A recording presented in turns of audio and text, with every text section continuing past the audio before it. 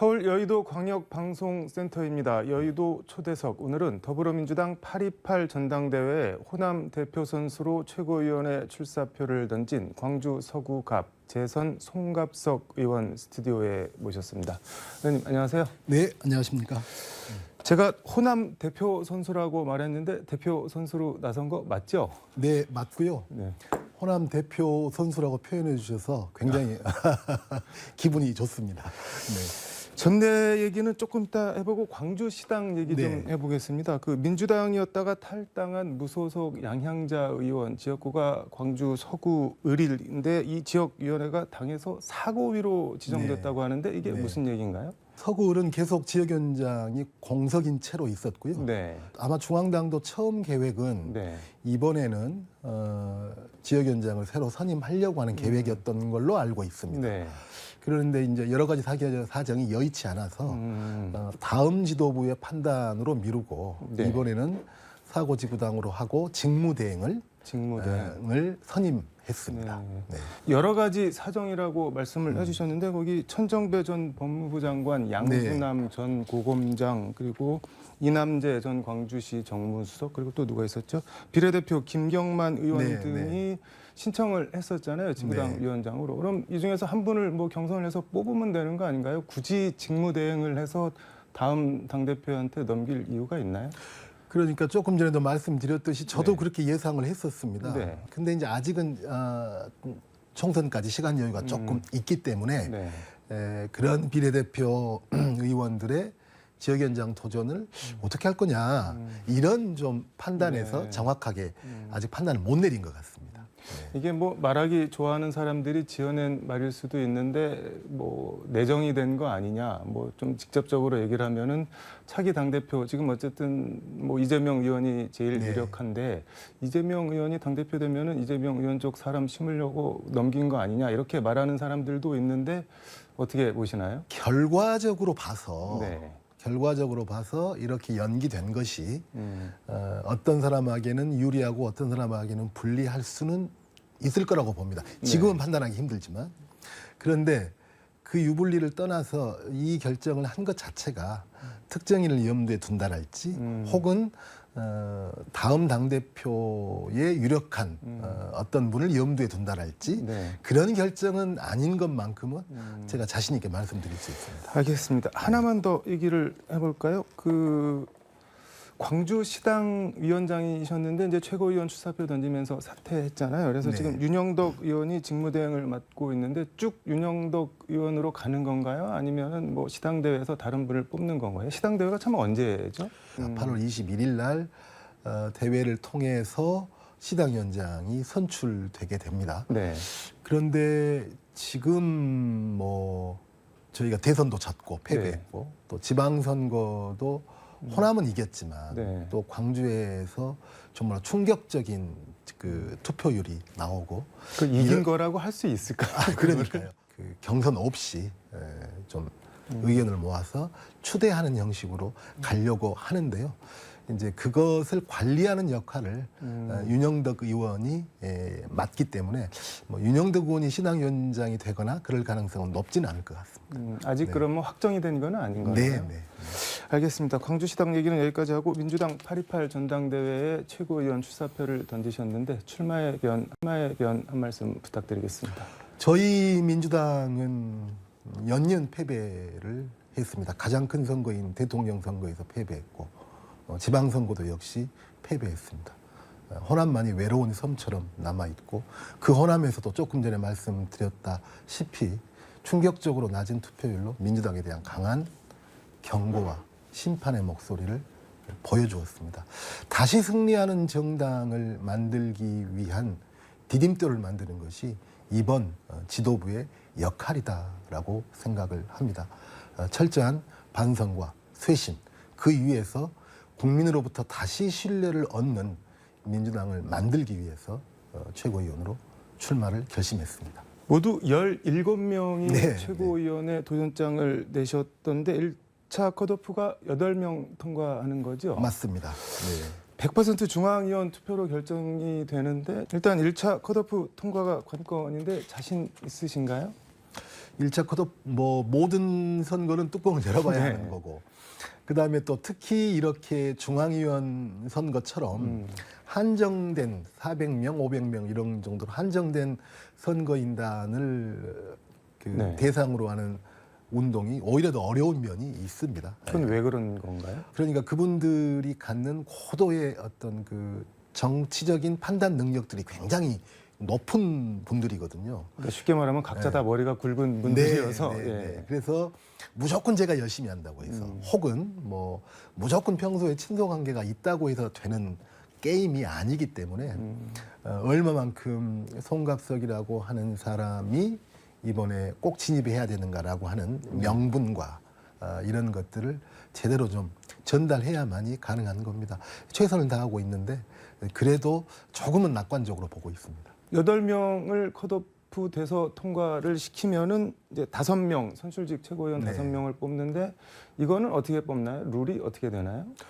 전국대 의원이 30%가 반영이 되고요. 저희 당의 권리당원이 40%가 반영이 되고 그다음에 국민 여론조사와 당원 여론조사를 합쳐서 또 그것이 30%가 반영이 되고 이렇게 해서 진행이 되고요. 네. 지방을 순회하면서 네. 이제 8월 초부터 진행을 하고 마지막 8월 28일 날 네. 서울에서 최종적으로 투표를 통해서 선출이 되게 됩니다. 출마 선언문 보니까는 오만과 독선, 폭력적 언사가 당내에 횡행하고 있다. 뭐 이렇게 목소리를 높였습니다. 구체적으로 누가 혹은 뭐가 어떻다는 건가요? 어제 오늘 지적된 문제는 아닌 것 네. 같습니다.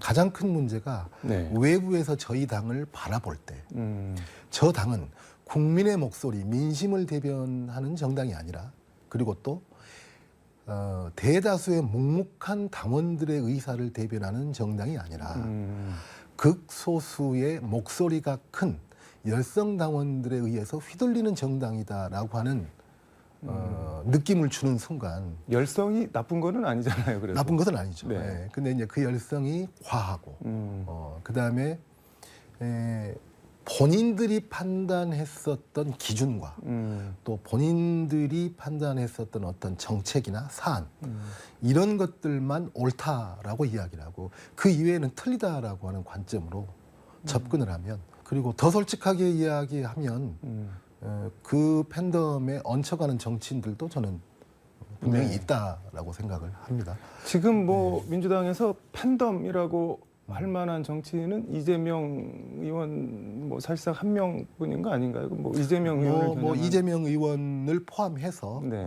포함해서 이제 또 몇몇 의원들이 있으시죠. 있는데 가장 큰 것은 조금 전에도 말씀을 드렸지만 국민들이 민주당을 어떤 정당으로 바라보느냐라고 네. 하는 겁니다. 우리의 의사가 민심이 전달돼서 그것을 대변하는 정당인가 아니면 소수의 극성 팬덤에 의해서 좌지우지되는 정당인가라고 하는 것은 대단히 큰 문제라고 생각합니다. 마치 네. 예전에 지금의 국힘이 미래통합당 시절에 네.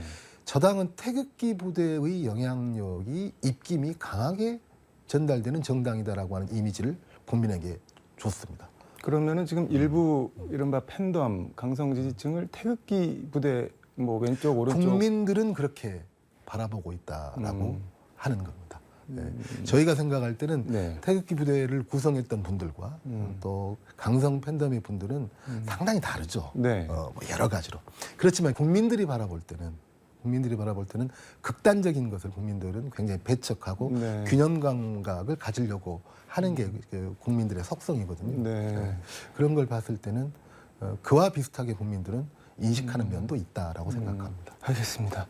선출직 최고위원 5명 중에 1명은 여성 몫이니까 뭐 최고위원이 되시려면은 사실상 4등 안에 들어가야 되는데 쉽지 않은 싸움인데 뭐 당대표 최고위원 짝짓기 투표가 있을 거다 뭐 이런 얘기도 나오고 선거에 임하는 각오나 계획 같은 거 한 말씀 부탁드리겠습니다. 저는 아까 대표 선수라고 표현을 해주셨는데요. 호남의 단일 후보입니다. 호남의 후보가 지도부에 진입해야 된다라고 하는 공감대는 네. 호남뿐만이 아니라 저희 당 전체적으로 상당히 공감대가 있습니다. 호남은 민주당의 심장이다라고 이야기하는데 네. 개혁에 대한 열망, 음. 그다음에 정권 재탈환에 대한 열망이 가장 높은 곳이 호남이고 네. 그 호남민들을 대변하는 최고위원이 지도부의 일원으로 구성돼야 된다라고 하는 필요성은 정말로 크게 공감대가 있다고 생각을 하고요. 네. 두 번째로는 무려 17명의 유례가 없는 많은 후보가 출마 선언을 했는데 네. 그 17명 중에 비수도권, 그러니까 지방 후보는 제가 유일합니다. 아, 그런가요? 네. 그래서 저는 호남의 대표이기도 하지만 네. 충청과 영남, 강원과 제주까지 대변하는 역할까지 해야 되는 상당히 무거운 책무를 가지고 있는데 네. 명실상부하게 저희 민주당은 전국정당입니다. 그렇지만 지금까지 지도부 구성으로 봐서는 전국정당이 아니라 수도권 정당의 네. 면모를 보여왔다라고 생각하고 이것은 굉장한 문제입니다. 이것 역시 민주당 전체적으로 문제의식이 공유되고 있습니다. 그래서 비수도권의 지방의 유일한 후보로서 그런 민심 또한 전달할 수 있는 그런 역할을 해야 되겠다라고 생각을 하고 그런 점에서 많은 공감을 얻고 있다고 생각합니다. 호남 대표 선수가 아니라 비수도권 지방 대표 선수신 네, 거네요. 어쩌다 보니까 그렇게 됐습니다. 이게 그럼 이렇게 한번 물어보겠습니다. 그게 왜 송갑석이어야 되는지 들어가 올라가시면은 무엇을 할 것인지 한번 물어보겠습니다. 아주 솔직히 이야기를 하면 저는 균형을 이루는 지도부의 일원으로서의 의미가 이번에는 크다고 생각합니다. 방금 말씀드렸던 비수도권의 유일한 후보이기 때문에 수도권과 비수도권의 조금이라도 균형. 그다음에 누구나가 인정하다시피 이번 저희 전당대회를 어대명이라고 표현하지 네. 않습니까? 어차피 대표는 이재명 후보다. 근데 대표뿐만이 아니라 최고위원까지 전체 지도부가 소위 말하는 친명일색으로 구성될 가능성이 매우 높은 게 현실입니다. 네. 아무리 옳은 목소리, 옳은 명분을 가지고 있는 집단이라 할지라도 어떤 정치적 견해 혹은 어떤 정파 일색으로 지도부가 구성되는 것은 저는 대단히 위험하다라고 생각합니다. 특히나 민주적인 정당에서는 그렇다라고 생각합니다. 그래서 다른 시각, 다른 목소리를 낼 수 있는 지도부, 최고위원이 반드시 필요한 시점이 지금이다. 저는 제 출마 선언문에도 그렇게 표현을 했었는데요. 한 번도 친노인 적도, 친문인 적도, 친명인 적도 없습니다. 노무현의 가치, 문재인의 가치, 또 이재명의 가치를 그 누구보다도 함께했고 또 귀한 거라고 생각하지만 어느 정파에 속해 본 적이 없습니다. 그래서 그렇게 살아온 저의 정치 이력으로 봤을 때 저는 그런 점들이 충분히 어떠한 편견 없이 어떠한 개인적 사심 없이 민심과 당심을 제대로 전달하는 또 다른 목소리의 역할을 할 수 있을 거다라고 네. 저는 유권자들이 인정할 거라고 생각합니다. 말씀하신 대로 친명은 아니시죠? 의원님? 아닙니다. 그렇다고 뭐 명시적으로 반명을 표방하고 있는 것도 아니신 거죠. 맞습니다. 그럼 뭐 굳이 분류를 하자면은 비명 정도일 텐데 네. 비명이 그 최고위원회 들어간다고 해도 좀 외롭고 포위되고 그렇게 되지 않을까요? 그래서 뭐 역할을 할 수가 있을까 뭐 이런 생각도 드는데 어떠신가요? 저는 뭐 그렇지 않을 거라고 생각을 합니다. 이제 물론 소위 말해서 비명 혹은 뭐 반명이 됐건 비명이 네. 됐건 저 혼자인 것보다는 2명, 3명인 것이 훨씬 낫겠죠. 또 그것이 더 바람직하고요. 그렇지만 저 혼자 들어간다라고 할지라도 바르고 옳은 목소리 그리고 사리에 맞고 이치에 맞는 목소리 그리고 그것이 민심과 부합하는 목소리다라고 한다면 네. 저희 당이 그 정도의 힘은 가지고 있는 정당입니다. 그래서 어느 정파의 일색이라고 할지라도 그 정파의 일색으로 흘러가지는 않을 거다라고 생각을 합니다. 네, 의원님 마무리 말씀 부탁드리겠습니다. 네. 호남의 대표 선수라고 하는 과분한 명칭으로 이번 최고위원회에 도전하게 됐습니다. 호남의 개혁에 대한 열망, 정권 탈환에 대한 열망을 반드시 실현시키고 전달시킬 수 있는 최고위원이 되겠습니다. 그리고 비수도권의 유일한 후보입니다. 지방을 대표해서 수도권과 비수도권의 균형을 이룰 수 있는 최고위원으로서의 역할도 분명히 하겠습니다. 옳다라고 한다면, 민심이라고 한다면 어떤 압력에도 굴하지 않고 그 목소리를 바르고 당당하게 전달하는 최고위원이 되겠습니다. 광주 전남의 목소리, 그게 꼭 뭐 광주 전남이어서가 아니라 말씀하신 대로 민주당 뿌리이자 심장인데 네. 광주 전남이 뭐 옳은 지적과 비판이 있다면은 가감없이 당 지도부에 전달할 수 있는 힘 있는 최고위원이 될지 한번 지켜보도록 하겠습니다. 고맙습니다. 오늘 말씀 감사합니다. 네. 네, 지금까지 서울 여의도 광역방송센터에서 송갑석 의원과 함께 전해드렸습니다.